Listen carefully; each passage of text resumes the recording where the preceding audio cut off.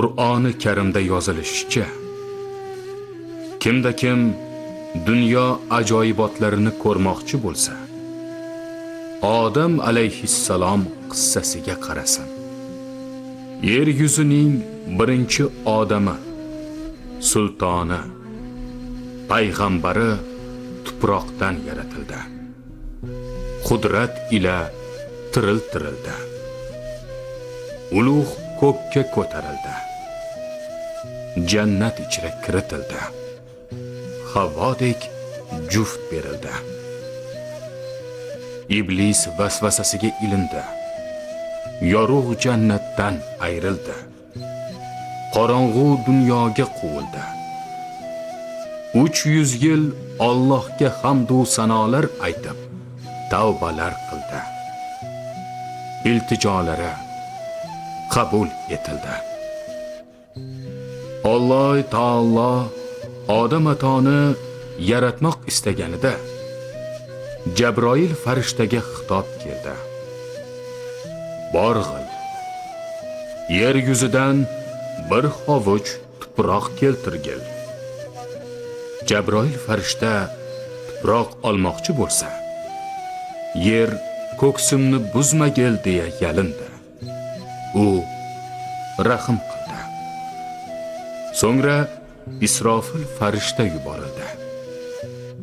U ham tuproq ololmadi. Mikoil farishta ham quruq qaytdi.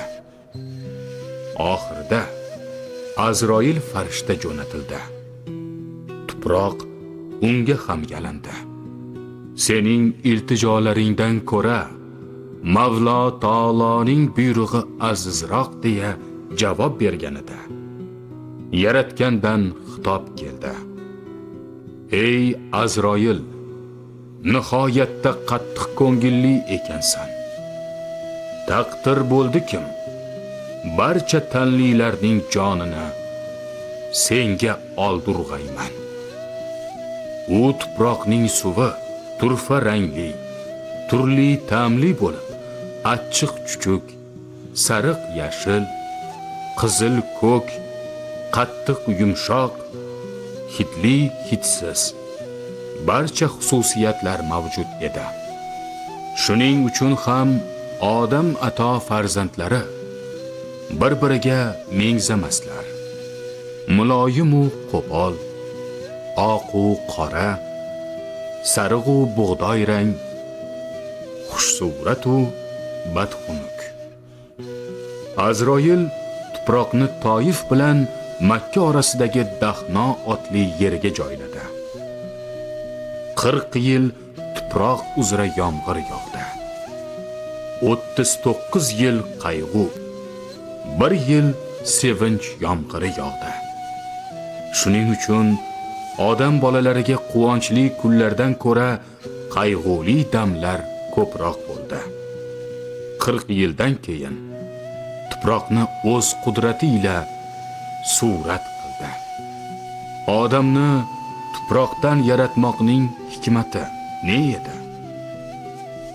Qachonki Mavlo azza va jalla odamni yarataman deb xitob qilganida, barcha narsalar mendan yaratgil deb ta'ma qildilar.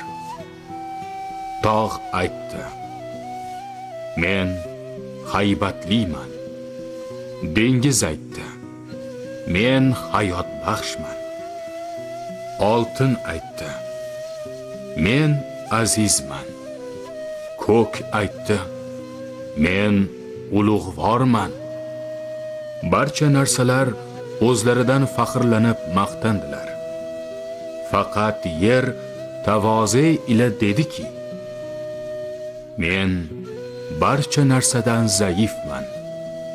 Menda quvonchli hech vaqo yo'q.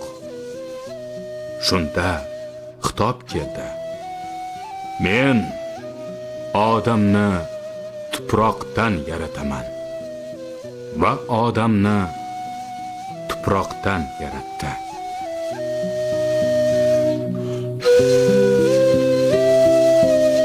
Qissasi Rabg'uziydan.